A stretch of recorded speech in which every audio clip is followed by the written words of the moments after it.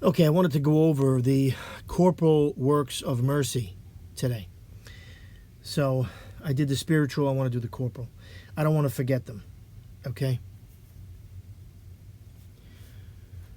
So the first one is to feed the hungry. Give food to the hungry, right? And I'm going to give you a quote, of course, from the Bible, because everything we do as Catholics is backed up by the Bible. Quote, and Elias said to the widow of Sarepta, fear not, but go and do as thou hast said. But first make for me of the same meal a little hearth cake, and bring it to me, and after make for thyself and thy son. And she went and did according to the word of Elias. Third book of Kings, 17, chapter 17, 13, verse 13 and 15. So the idea of giving food to the hungry is that, we should help those who really are starving. Now, of course, we live in a world where we have welfare. So in the old days, there was no welfare. Okay? And if you didn't have food, you died. We have a government that acts like, a daddy and a mommy and provides, EBT cards, etc. So this can be a little different today. However, especially living in a big city, who's really starving, who's a scam artist, who's looking for drug money. I mean, I hate to say these things, but that is what has to go through your mind, I saw somebody the other day asking for money, and they were not starving. They were twice the size of me. They were not starving. However, like for instance in America in the Great Depression, people did starve to death in America. There were no relief funds in every part of America, helping, or relief organizations helping people. They weren't around. Okay? So this, in the old days, you didn't have food in your larder, you died. So this is referring to if someone is truly in need. Your neighbor, lost a job, or they're not getting public assistance, or, they're really in need, your neighbor, then, help them. Or they need just a little extra help to get by for the kids or whatever, then help them. This is what it's referring to. People who are genuinely in need. Okay? So, and that's what it means. Because you could just throw money at somebody and you don't know what they're using the money for on the street, right? If they're buying drugs, you don't want to give them money to buy drugs. Then you're defeating the whole purpose. You're not really helping them. The intention is good, right? But you're not really giving them the food they need. But if they are in need of food, and you can see this, then yes, by all means. And I've said that to myself often. If someone really needs food, they're asking me for money, I'll just go buy them food. Come on, let's go to the deli, I'll get you a sandwich. As opposed to, let me give you $10 and walk away, and I don't know what you're doing with the $10. So, this is the modern world. But in other parts of America, it can be more clear-cut, like if you have neighbors in need, okay, in regards to that. And maybe you disagree with me or you have a different spin on it, but that's at least my little opinion. Okay, the next one is give drink to those who thirst, or give drink to the thirsty. And the quote is from Genesis, and it says, and the servant Eliezer ran to meet Rebekah and said, give me a little water to drink of thy pitcher. And she answered, drink, my lord. And quickly she let down the pitcher upon her arm and gave him drink. Genesis 24, 17 to 18. And this, of course, goes along with, giving people something to eat, because you have to have liquids as well. And, there are parts of the world, hot countries where people are desperately in need of drink, right? Like in a desert area. And also in America, where water's been contaminated for various reasons. But it's the same thing as feeding the hungry, right? Giving them a drink as well if they're truly in need. And, there could be people on the street. I've had people give me liquids to drink on a very hot day where I didn't have anything to drink, and they were doing this corporal work of mercy to me, which was great. And if we can return the favor, if we see somebody, an older person or anybody really on a hot day who, is really sweating and maybe looks like they're overheating, then we can help them, give them something to drink, right? So that's what I think it's referring to. We see the need for drink, and depending on the situation, like we said, and we're going to give them a nice thing of water or juice or something, okay? Clothe the naked, that's the next one. And all the widows stood about Peter weeping, and showing him the coats and garments which Dorcas made them. And when he had called the saints and the widows, he presented her alive. Acts 9, verse 39, 41. Well, clothe the naked. I think the idea is that, there are people with excessive belongings. And if you have clothing that's useful and still in good condition, and you can give it to someone who really doesn't have the money, because I know people that live on very little money. I do, and sometimes they need something, a new jacket, or I gave somebody a jacket one time, and this person said they hadn't worn a new jacket for themselves in like 20 years, and this was a jacket I had bought, mint condition. I never wore it. There was no point of me keeping it, so I gave it to this person. And they were very grateful, and that's a good thing. I'm not saying this to say that I'm, all that, but I'm just saying that's just an example. But you can do the same, right? If you have a neighbor in need and you know that they need clothes, then you help them.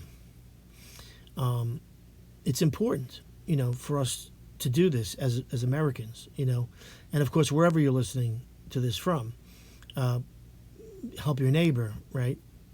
And clothing is important. Now, sometimes we like to throw clothing in those bins, right? And those companies will sell those clothes, and they'll, people will buy them by the pound and then sell them, make a profit. And really the objective is to give that to a poor person, right? So to me, I'd rather give it to the poor person. Or if you give it to, a thrift shop or something, a Catholic thrift shop, it'll benefit the Catholic church, and you're also helping somebody get something at a reasonable price. So that's another way you could do that. But it's good to help people in need, especially with your excess, right? You don't need 100 pairs of shoes. If you have extra shoes, give them away. Keep what you need, and maybe a little extra, just in case. But share what you have, and that's a wonderful thing. So, clothe the naked. That's what it means.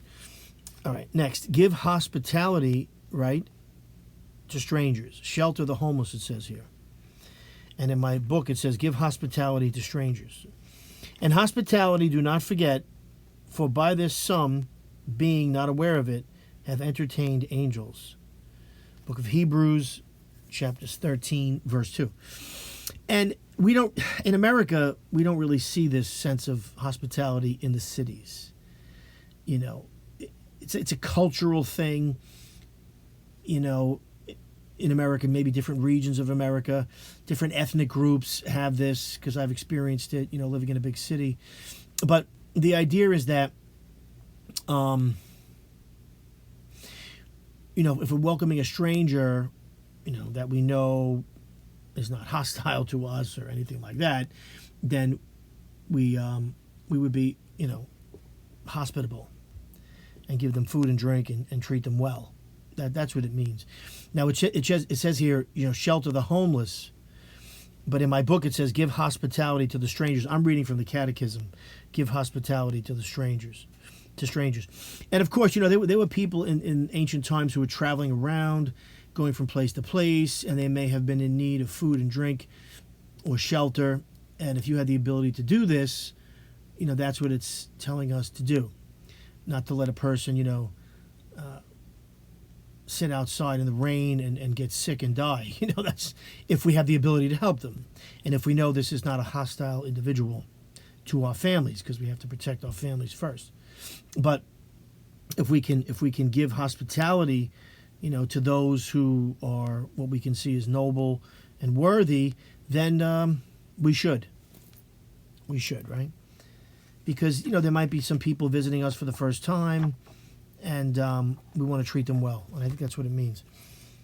Ransom the captive. And it says here, now see, mine says ransom the captive. This is out of order. The one you're looking at, it says visit the imprisoned. So this says ransom the captive. And in my actual catechism, it says ransom the captive. And I'm going to read to you from the book of Genesis. Which when Abram had heard, to wit, that his brother Lot was taken, he numbered of the servants born in his house 318 well appointed, and pursued them to Dan. And he brought back all the substance, and Lot his brother with his substance, the women also and the people. Genesis chapter 14, verse 14 and 16. So this is ransom the captive. It says here, visit the imprisoned. Well, ransom the captive. Now, in this time period, right, in the ancient times, slavery was just everywhere. Now, slavery still exists today in Africa, in Islamic areas. And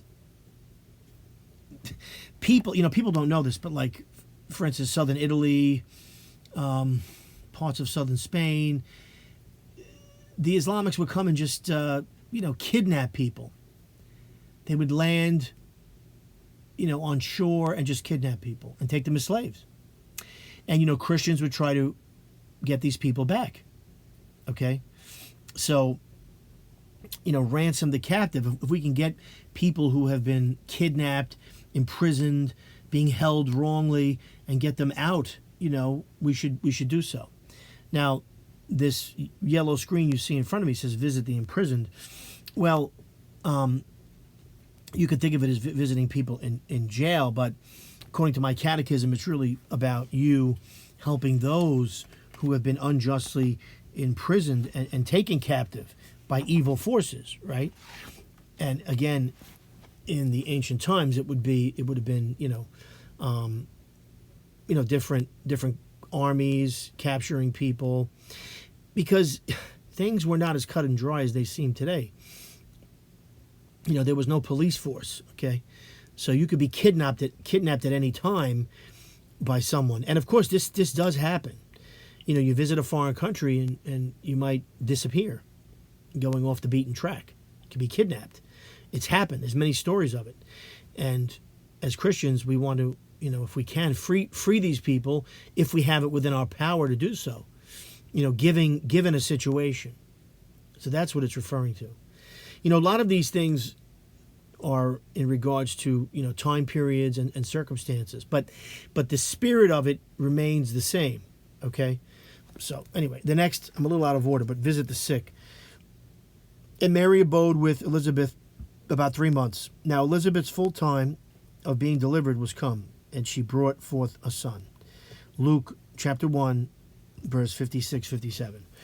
So, visit the sick. Well, that's important. We should visit those who are ill, who may need, to be comforted and cheered up, okay? And maybe we can help them in some way physically, So, the idea is just because someone's sick, don't just forget about them, and let them rot. That's wrong. So, if we were sick, we'd want somebody to come and visit us, in our circumstances and pray for us. So that's very important. All right? Next is bury the dead.